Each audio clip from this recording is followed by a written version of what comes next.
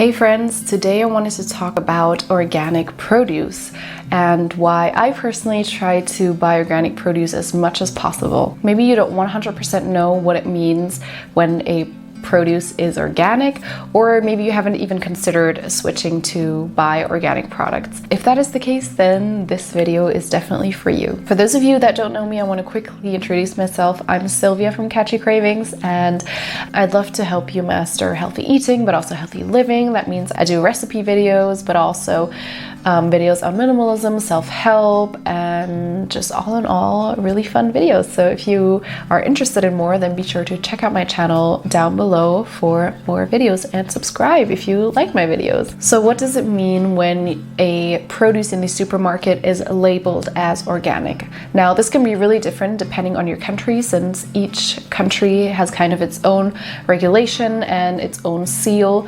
So you do have to kind of research and check up on what conditions the organic label of your country has, but in general it does have some similarities. So a lot of the times the organic will specify that synthetic fertilizer is not allowed, since that isn't very good for the earth and the water. Then also harmful pesticides, mostly synthetic, are also not allowed, also because of environmental and health reasons. Mostly genetic engineering will also not be allowed. This is mostly done to genetically modify the plant so that it is, for example, resistant to certain pests and insects. Then when it comes to the meat and livestock, antibiotics are not allowed, or sometimes it is very, very limited, really depending on the regulations of your country. Also, it specifies animal-friendly methods of holding the livestock. For example, that only a certain amount of animals are allowed per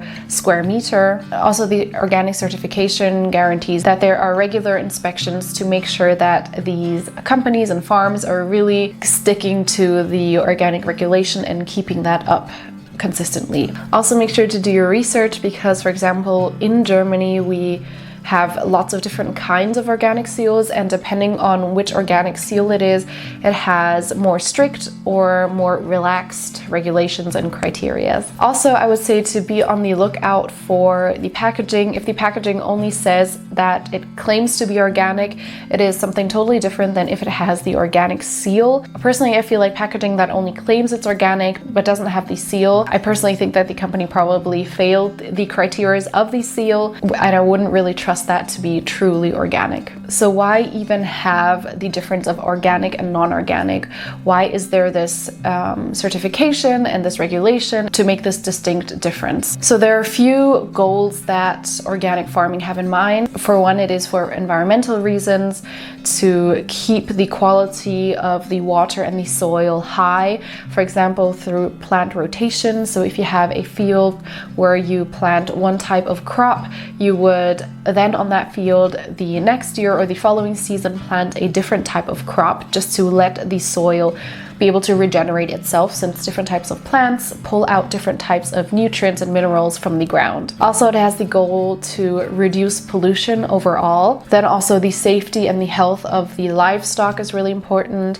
For example, depending on, again, your country, here in Germany, they regulate that a certain percent of the food that the animal gets needs to be their natural food. So for example, for cows, that is grass, and they also need to have access to the outdoors, and they just need to be kept in a way that they're able to present their natural behavior. For example, for chickens, sometimes they are kept in very, very tiny cages that all they can do is sit around, and that is definitely not something the chicken would do naturally, just to sit around. If they had the space, they would definitely roam around and interact with other chickens and so forth. And then the last point is just general sustainability is really important when it comes to organic farming. So that is not about having a great crop this year, but about having a good system of harvesting crops, but also being nice or generous to the environment, so that we're not taking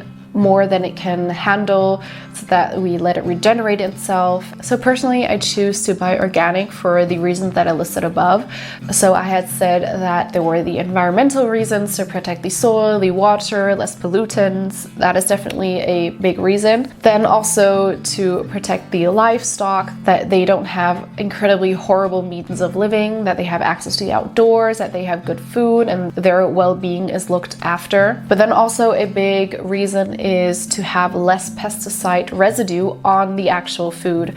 So there's a Stanford research that has been conducted that said that organic food had 30% less pesticide residue on the actual produce. Also, when it comes to organic produce, there are also certain pesticides that are not allowed just because they're just too toxic. And also, I feel like we should consider not only the pesticide that is on the certain fruit that we ourselves eat, but we should also consider the communities that live around these non-organic farms.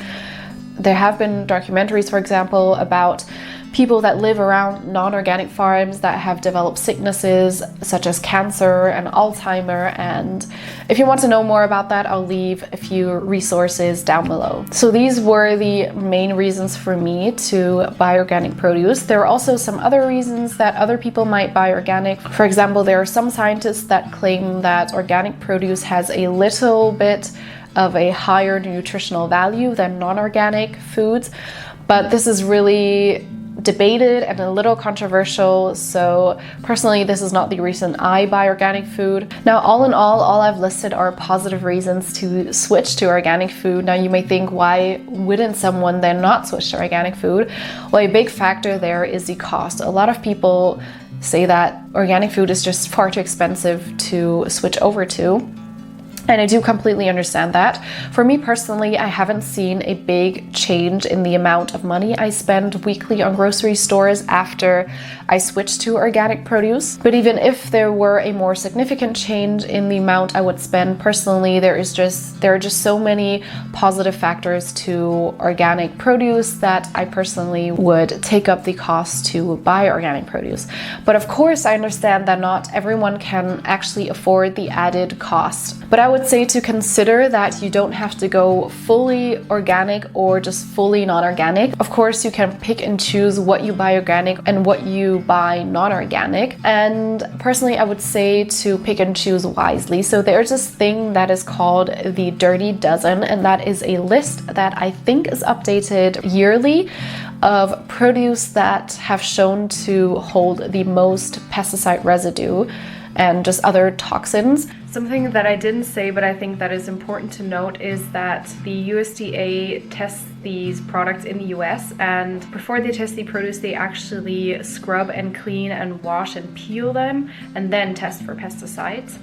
And something else I think is important to mention is that they don't test for the pesticides Roundup and glyphosate, and these are known to be one of the most toxic pesticides. Again, I'll leave the link for the list down below, but there are things like strawberries and potatoes and apples. And personally, when it comes to picking and choosing, I would go for produce where I know I will consume the skin. So for example, for tomatoes, they are very exposed and I would not peel my tomato. But when it comes to, for example, carrots or cucumbers, if the store has run out of the organic versions and I buy the non-organic, then I will make sure to wash it thoroughly and peel the skin. Of course, there are some pesticides that aren't only on the surface of the produce that do get into the actual vegetable or the fruit, but I feel like peeling the skin will get rid of a big chunk of the pesticide residue. So as I said, I would recommend to pick and choose and to stay away from that Dirty Dozen. And for those things that you cannot afford to buy organic, then peel the skin. Also, if it's maybe you cannot afford to buy organic at all and you want to buy strawberries, you can wash them very thoroughly, and for that you can add some baking soda to water, mix that up, and then let the strawberries, for example, soak in that water.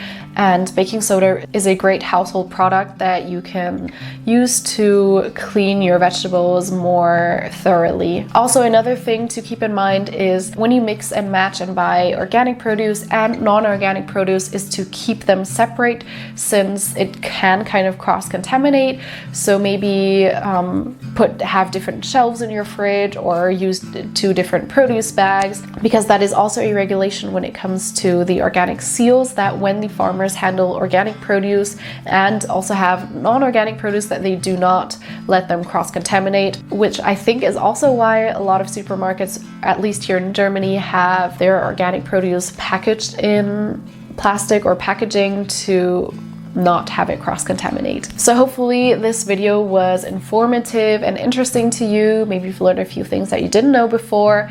And let me know if you buy organic produce or non-organic produce. What is your opinion on this topic? It would be fun to have a little discussion down below. I love talking to you guys.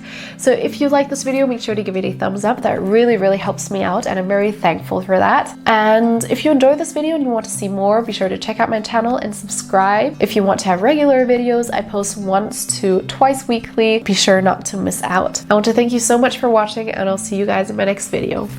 Bye!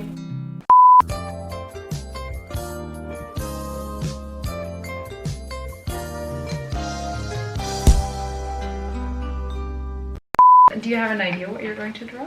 Yeah, I'm just going to draw your face. May the best artist win. Ohne zu lächeln, weil deine Zähne sind zu schwierig.